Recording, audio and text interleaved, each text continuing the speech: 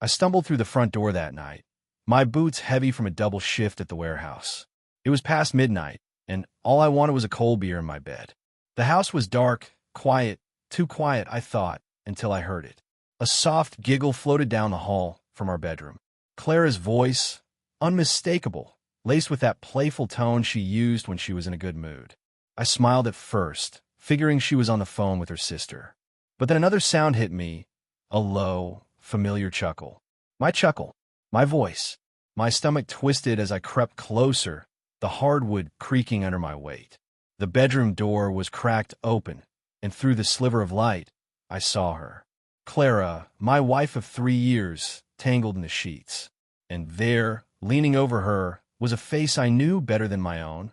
Ryan, my identical twin brother. My keys slipped from my hand, clattering to the floor. They both froze, heads snapping toward me. Clara's eyes widened, her mouth forming an O of shock, while Ryan just stared, unblinking, like a deer caught in headlights. I couldn't move, couldn't speak. My brain screamed betrayal, but my heart clung to some dumb hope this was a misunderstanding. "Evan," Clara stammered, pulling the blanket up. "It's not what you think." Ryan sat back, shirtless, silent. I wanted to lunge at him, to demand answers, but my legs felt like lead. 3 years of marriage, countless nights trusting her. And here, she was with the one person I could never escape, my own reflection. "What is it, then?" I finally croaked, my voice shaking. Clara's gaze darted to Ryan, then back to me, her lips trembling. "I thought it was you," she whispered. "He looks just like you." The room spun. My twin, my wife. Her excuse hung in the air, flimsy as tissue paper, but it was enough to spark a flicker of doubt. Was it possible? Or was this the start of something so much worse? I needed to know, and that need, it lit a fire in me I couldn't put out. I stood there, staring at Clara, her words echoing in my skull. "I thought it was you." My fists clenched so tight my nails dug into my palms, but I forced myself to breathe. She scrambled out of bed, wrapping the blanket around her like a shield, her dark hair a mess. Ryan just lounged there, one arm behind his head, watching me like this was some twisted game. "Evan, listen," Clara pleaded, stepping closer. "You're identical. I swear, I didn't know until you walked in." Her voice cracked, tears welling up, but something in her eyes didn't sit right. Too rehearsed, too convenient. I turned to Ryan. "You got anything to say?" He shrugged, that lazy smirk of his creeping up. "She's telling the truth, bro. It's an honest mistake." His tone was casual, like he'd spilled my coffee, not wrecked my life. I wanted to believe them. God, I did. We were twins, born 2 minutes apart, same hazel eyes, same crooked grin. Growing up, people mixed us up constantly. But this was my house, my bed, my wife. "How long?" I growled, stepping toward Ryan. He didn't flinch, just raised an eyebrow. "Tonight's the first time." Clara cut in, grabbing my arm. "I swear, Evan, it was a mistake." Her grip tightened, desperate, but her story was unraveling. If she thought he was me, why wasn't she shocked when I walked in? Why didn't she scream, thinking a stranger had broken in? I yanked my arm free and pointed at Ryan. "Get out." He stood slowly, stretching like he had all the time in the world, then grabbed his shirt.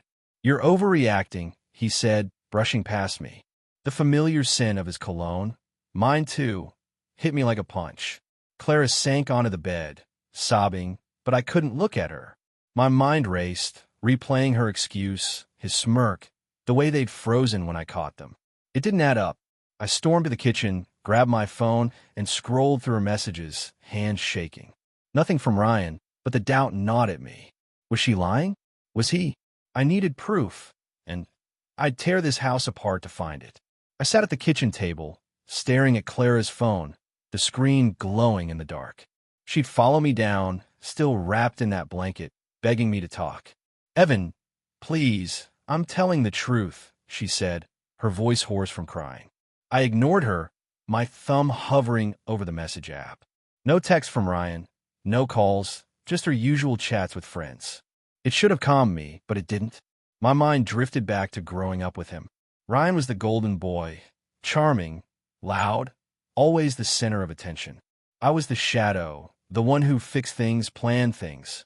Teachers, girls, even our parents, they all gravitated to him. But he'd pull stunts, too. Like the time in high school when he'd swapped our tests, acing mine while I flunked his. Just a prank, he'd said, laughing. I let it slide. Wasn't worth the fight. Now, though, that memory stung. Was this another one of his games? Clara knelt beside me, touching my knee. You believe me, don't you? Her eyes were wide, pleading, but I couldn't answer. Identical twins. Sure, we'd fooled people before. Once, in college, I'd covered for him on a date when he was hungover. She never noticed. But Clara knew me, my habits, my quirks. How could she not tell us apart in our own bed? I shoved the phone back at her. Go to sleep, I muttered, heading for the couch. She hesitated, then shuffled upstairs. Alone, I replayed the scene. Her giggle, his voice, the way they'd looked at each other. My gut screamed betrayal, but her excuse burrowed into my head. What if she was telling the truth? What if Ryan had tricked her? He'd always been slick enough to pull it off. I rubbed my temples, exhausted, but sleep wouldn't come. Then I heard it, a faint buzz from her purse on the counter. My heart pounded as I fished out her phone again. A new text, locked behind her passcode. I couldn't see it, but the timing, minutes after Ryan left, set my nerves on edge. Mistake or not, something was off. I wasn't letting this go. Tomorrow, I'd find answers no matter what it took. The next morning, I woke up with a crick in my neck, the couch springs digging into my back. Clara was still upstairs, probably pretending to sleep off her guilt. I didn't care. I had her phone in my hand, the locked screen taunting me. I tried a dozen passwords last night. Her birthday, our anniversary. Nothing worked. But that buzz, that late-night text, gnawed at me like a splinter. I needed in. She'd left her purse by the door, sloppy, like she was too rattled to hide it. I grabbed her keys instead, figuring she'd head out soon. She always ran errands on Saturdays. Sure enough, an hour later, she shuffled downstairs, avoiding my eyes. I'm getting coffee, she mumbled, grabbing her stuff. I nodded, playing it cool, but the second her car pulled out, I bolted to my truck. I tailed her, keeping a block back, my pulse hammering. She didn't go to the cafe. She parked outside some dive bar on the edge of town. Weird, but not damning. Then I saw it. Ryan's beat-up Chevy in the lot. My grip tightened on the wheel. I waited, watching her slip inside. 10 minutes later, I followed, sticking to the shadows. They were in a booth, heads closed, talking fast. I couldn't hear them, but Clara's hands were animated, Ryan's expression tight. I snapped a photo through the window, proof they were meeting. Back home, I paced, staring at that blurry shot. Confronting them again wouldn't cut it. They'd just lie. I needed something concrete. That's when I remembered her phone, syncing to our laptop for backups. I fired it up, praying she hadn't changed the password. It worked. My hand shook as I scrolled through old texts. There was a message from Ryan, dated 6 months ago. He's still clueless. Keep it up. My chest burned. 6 months. Not a one-time slip-up, but a calculated thing. I kept digging. More texts. Vague but damning. Same time next week. He's working late again. Every word twisted the knife deeper. Clara's mistake story was garbage, and Ryan was in on it. But why? What do they want? I slammed the laptop shut, my mind racing. This wasn't over. I'd catch them cold, and they'd pay. I didn't sleep that night. How could I, knowing Clara and Ryan had been playing me for months? That text, he's still clueless, burned into my brain, Ryan's smug voice behind every letter. I had to confront him, alone, no excuses. Around noon, I drove to his place, a cramped apartment downtown. He answered the door in a tank top, hair messy, like he'd just rolled out of bed. "Evan," he said, leaning on the frame, "you look like hell." That smirk again, like he knew I'd come crawling. "Cut the crap," I snapped, shoving past him. The place reeked of stale beer and cologne. Ours, of course. "I saw you two at the bar." I read the texts. 6 months, Ryan. He shut the door, crossing his arms. "You're paranoid, man." She texted me, freaking out about last night. Said you wouldn't listen. His tone was smooth, rehearsed like always. "Bull," I said, holding up my phone with the photo from the bar. "And this? He's still clueless?" "Explain that." For a second, his mask slipped, eyes narrowing, but then he laughed, loud and fake. "She came on to me, bro. Last night, months ago, all of it. I didn't start this. Classic Ryan, blame everyone else. I stepped closer, voice low. You're telling me my wife chased you, and you just went along? For half a year. He shrugged, unfazed. She's lonely. You're always working. I look like you. Guess I was convenient. That stung, but his grin, sharp, taunting, told me he wasn't sorry. He enjoyed this. I remember the time he borrowed my car in high school, wrecked it, and blamed me to Dad. Same game, different stakes. You're a liar, I said, turning to leave. We're done. He grabbed my shoulder. Come on, don't trash family over her. I shook him off, storming out, his laugh trailing me. Back in my truck, I replayed it, his deflection, that smugness. He wasn't scared, wasn't sorry. He thought he'd won, but I had the texts, the photo. Not enough yet, though. I needed the why. Why me, why her, why now? I'd tear his world apart to find it, starting with whatever he was hiding at that apartment. He'd regret underestimating me. Driving away from Ryan's apartment, his laugh still ringing in my ears, I couldn't shake the feeling this wasn't new. My hands gripped the wheel as a memory hit me, sharp like a shard of glass. Senior year of high school, I'd spent weeks on a college application essay, pouring everything into it. Top school, full ride, my ticket out. Ryan knew how much it meant. But the day was due. My laptop crashed, file gone. I missed the deadline, devastated, while Ryan waltzed into the same school on a last-minute app he threw together. Later, I found my essay, word for word, on his acceptance letter. He'd hacked my computer, submitted it as his own.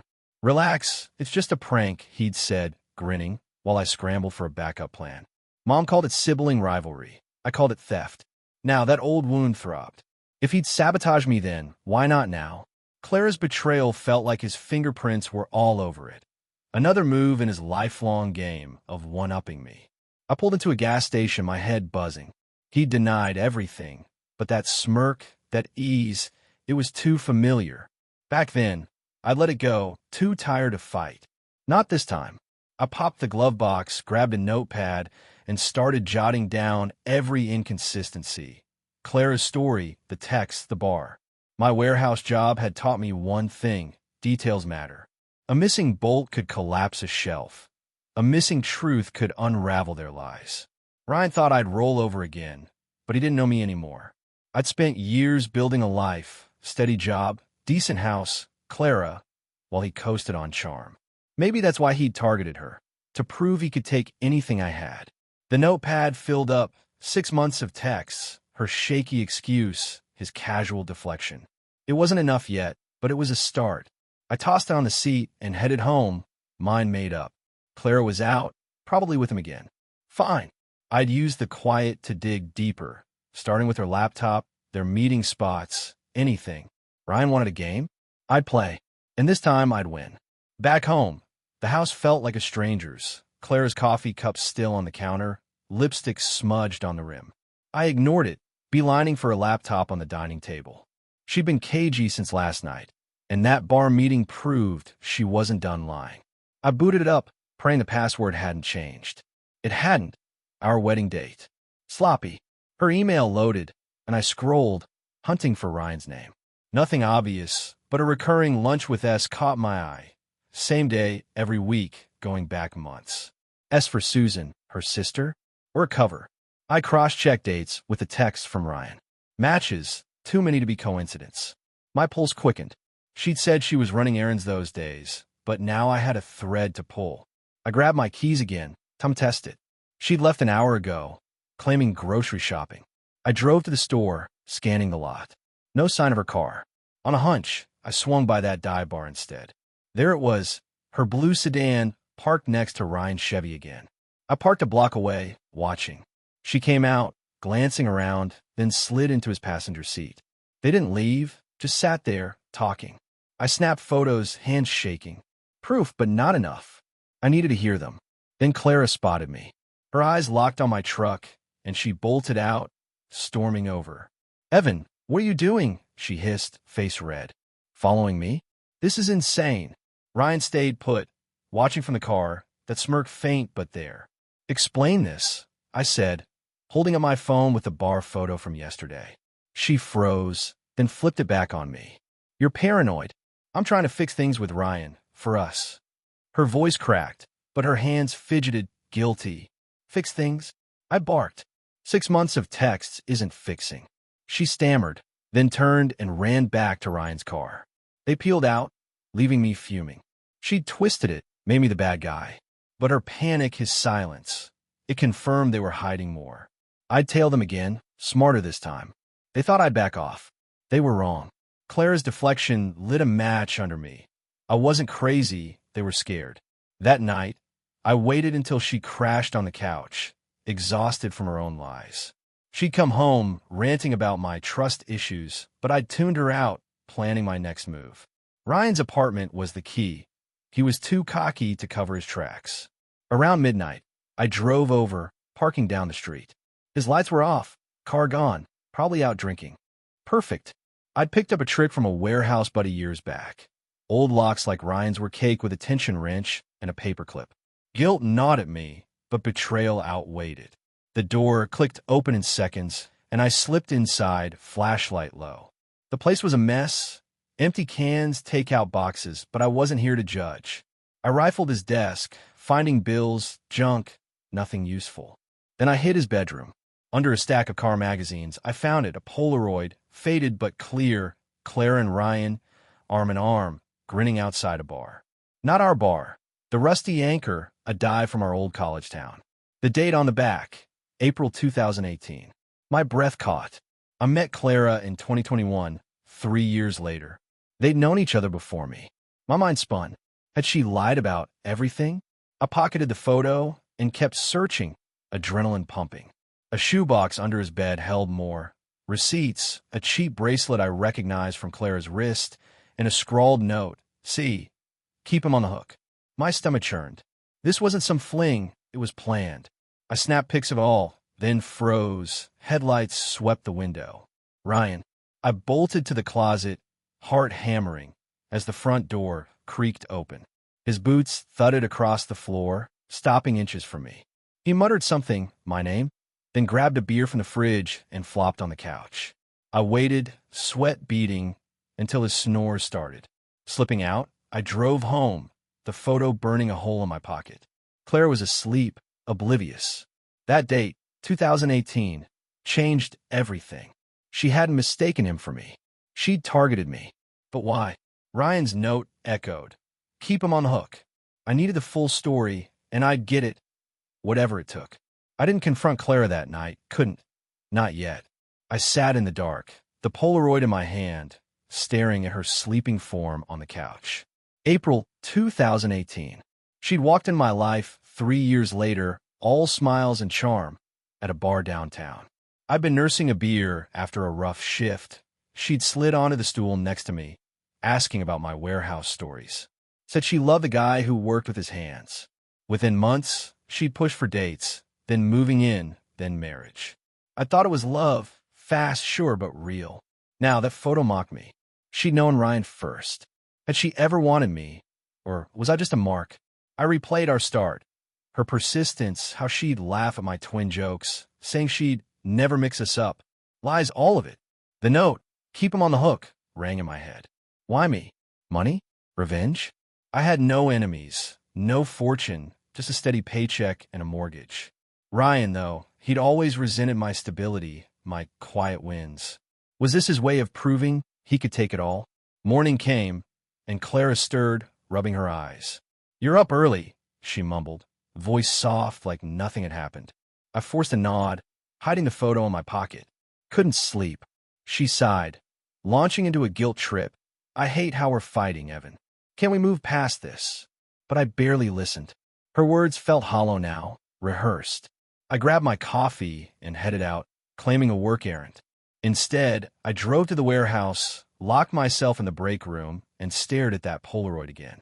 Clara and Ryan, 2018. She'd chased me in 2021.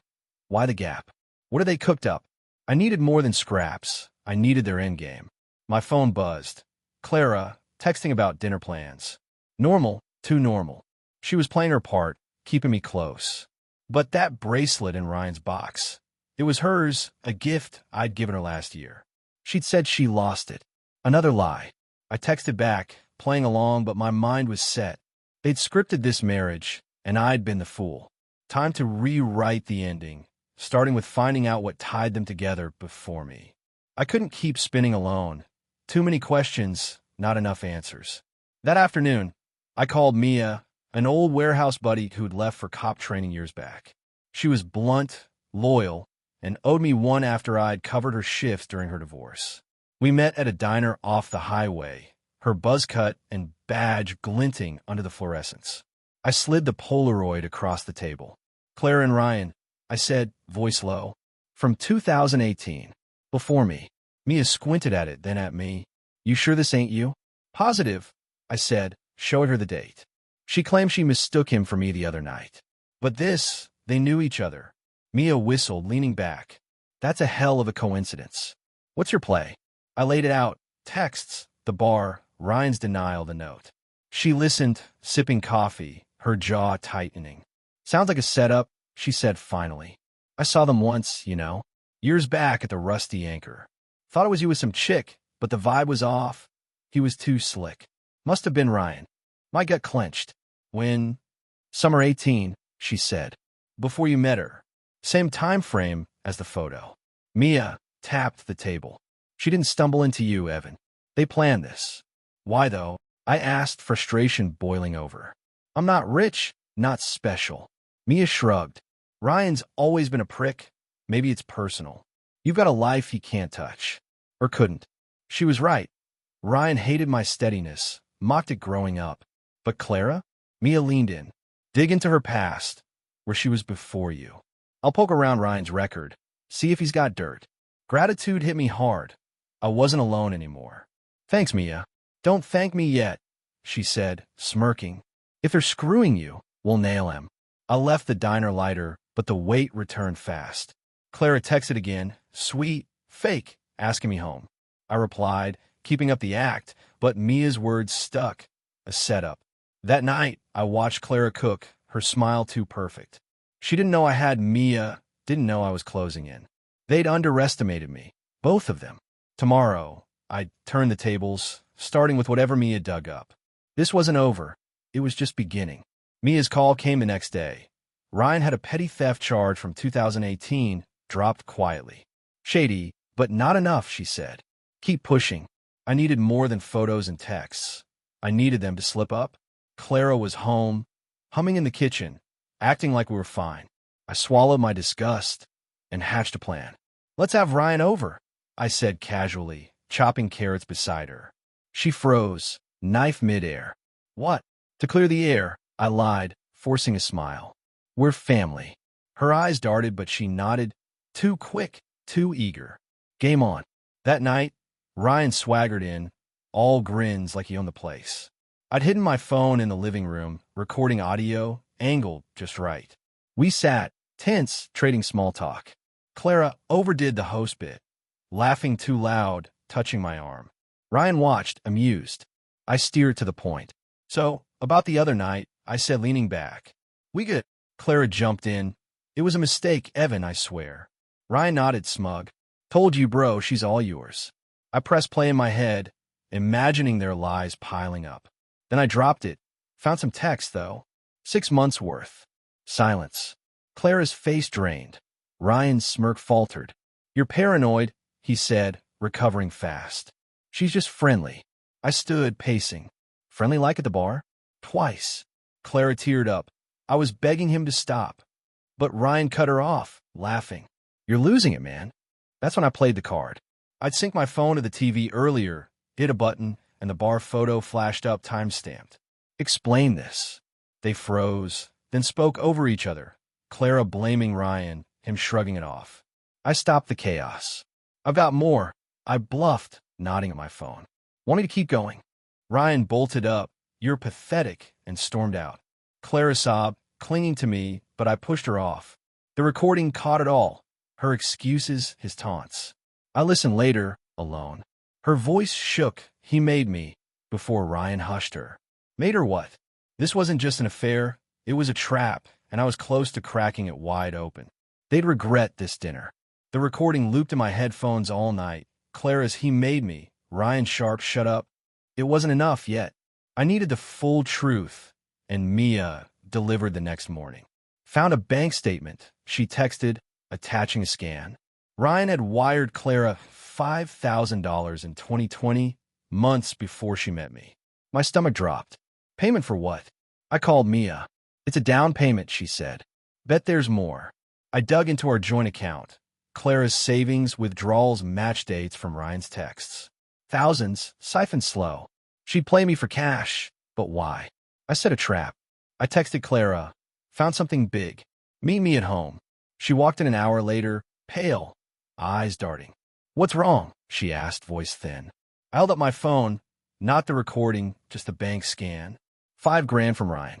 Care to explain? She collapsed onto the couch, hands shaking. It's not what it looks like, she started, but I cut her off. Then what is it? Silence stretched, then she cracked. He paid me, she whispered. Before we met. My blood ran cold. Paid you for what? She stared at the floor. To get close to you. Date you. Marry you. I stepped back, dizzy. What? He wouldn't say. Just said it'd hurt you. Her tears fell, but I didn't care. You knew it was him every time, I said, voice flat. She nodded slow. I always knew. The room tilted. 6 months of lies, years of a fake marriage, all orchestrated by Ryan. I grabbed the recorder from my pocket, hit play from last night. Her voice echoed. He made me. And she flinched. You're not the victim, I said, stopping it. You took his money. She lunged, grabbing my arm. I didn't want to. I needed it. He kept pushing. I shook her off, mind racing. Ryan's game wasn't just betrayal. It was control, a sick puppet show with me as the fool. But $5,000 wasn't the end. Where's the rest? I demanded. She hesitated, then muttered, He's got it. Your inheritance. My what? Dad's trust fund, $50,000, hit me next year. Ryan knew. This was no fling. It was a heist. Clara sobbed as I walked out. I'd end this, starting with him. Clara's confession lit a fire. No more doubt, just rage. Inheritance. Dad's trust, set up when we were kids, split between me and Ryan. Except I'd worked, saved, while he'd blown his share on bars and bad bets. He'd known mine was coming, $50,000, and he'd rope Clara in to steal it. But how? I drove to Mia's, my head spinning. She met me at her porch, coffee in hand. Inheritance? She asked, reading my face. I nodded, handing her the bank scan. He paid her to lock me down, drain me slow. Mia frowned, flipping through her notes. He's broke, pawned his car last month. Desperate. She pulled up Ryan's financials. More payments to Clara, $500 here, $1,000 there, stretching back 2 years.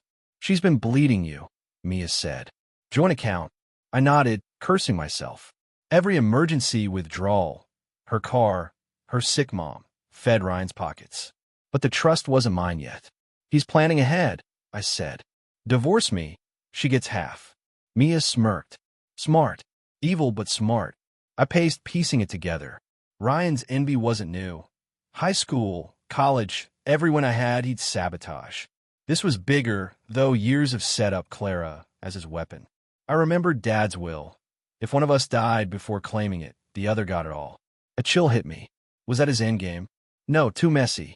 He'd ruin me first, then cash out. Mia snapped me back. We've got enough. Fraud, conspiracy. Cops could move. Not yet, I said. I want him to feel it. She raised an eyebrow, but didn't argue. Back home, Clara was gone. Left a note. I'm sorry. Too late. I checked our account. Another $2,000 gone that morning. She'd run to him. Fine. I dug deeper. Found an email from Ryan to Clara, forwarded by accident. When he's broke, we're set. Broke. He didn't just want to trust. He wanted me destroyed, penniless, while he watched. It clicked. Every smirk, every prank. This was personal, a vendetta I'd never seen coming. I sat, staring at that email, fury turning cold. He'd play me for years, but I'd play back harder. I'd take everything, his freedom, her lies, their scheme, and bury them with it. Time to finish this. Ryan thought he'd won. Claire on the run, my money trickling out, me broken. He didn't know I'd turned predator. I spent 2 days crafting it, every detail locked tight. Mia helped, her cop instincts sharpening the edges. Step 1. I filed a fraud report with the bank, flagging Claire's withdrawals. $15,000 total, tied to Ryan's payments. Step 2. I quit my job, loud in public, ranting to co-workers about starting over. Word would reach Ryan. I was unraveling. Step 3. I forged a letter from Dad's estate lawyer, backdated, saying the trust payout shifted. $50,000 hit my account early. I accidentally emailed it to Clara's old address, knowing she'd forward it to him. The bait was set. Mia tracked them, holed up in a cheap motel, thinking they'd dodge me. I leaked the bank docs and recording to the police anonymized, enough for a warrant. That night, I drove past the motel, saw Ryan's Chevy. Perfect. Next morning, I called Clara from a burner, voice shaky. I'm done fighting. Meet me. Split what's left. She bit, greedy, agreeing to a diner at noon. Ryan came too, couldn't resist gloating. I didn't show. Instead, cops rolled in, fraud, conspiracy, theft. Mia texted me the play-by-play. Clara screamed. Ryan cursed, both cuffed. The forged letter sealed it. Ryan thought I'd cashed out, panicked, and pushed Clara to grab more, tripping every legal wire. Back home, I watched the news. Local station ran it. Couple arrested in elaborate scam. My account was frozen, but the trust was safe, untouched, still coming next year. I hadn't lost it all, but they didn't know that. Ryan's calls from jail started, pleading, then threatening. I let them pile up. Clara's lawyer tried a deal, her testimony for leniency, but the recordings sank her. He made me, didn't fly when she cashes checks. I sat in my empty house, the silence heavy but sweet. They'd schemed to ruin me, financially, emotionally, and I'd flipped it. Ryan's smug face behind bars, Clara's tears in court. It wasn't enough, though. I needed why. Why me? Why this hate? One person knew, Mom. She was fading fast, cancer eating her lungs. Tomorrow, I'd visit. She owed me the truth. Ryan and Clara were locked up, fraud charges stacking, no bail. I should have felt victorious, but a hole lingered. Why'd he hated me this much? I drove to Mom's hospice that afternoon, the air thick with antiseptic and regret. She lay frail, tubes snaking from her arms, eyes cloudy but sharp when she saw me. Evan, she rasped, voice barely there. You look tired. I sat cutting past small talk. Ryan paid Clara to ruin me. Years of it, for the trust, sure, but there's more. Tell me why. She stared, then sighed, a tear slipping down her cheek. He's sick, Evan. Always has been. My jaw tightened. Sick how? She coughed, wincing. When you were 6, he tried to drown you. At the lake, pushed you under, held you there. Said it was a game. I pulled you out, screaming, but he just laughed. My breath caught. Vague flashes of water, panic surfaced. I'd buried it. Why didn't you tell me? I thought he'd grow out of it, she said, voice breaking. But he didn't. Every time you succeeded, school, work, he'd rage. Called you weak, said you didn't deserve it. She gripped my hand, weak but desperate. Years ago, he bragged, said he'd paid Clara to break you. Laughed about it, like you were a toy. A chill ran through me. Not rivalry, psychopathy. The trust was a bonus. Ruining me was the prize. He told me last month, she whispered. Said it was his best game yet. Watching you trust her while he pulled strings. I stood, reeling. The essay, the car, now this. Decades of twisted mind I'd never seen. Why me? I asked, voice hoarse. You were you, she said simply. Quiet good. He couldn't stand it. I walked out, her sobs fading behind me. Ryan wasn't just a thief. He was a monster, and I'd been his obsession. The revenge felt hollow now, but it was mine. I'd beaten his game, left him caged, Clara broken beside him. Driving home, I let it sink in. He'd lost forever. I was free. Thank you for tuning into Tori's story. We appreciate every single one of you.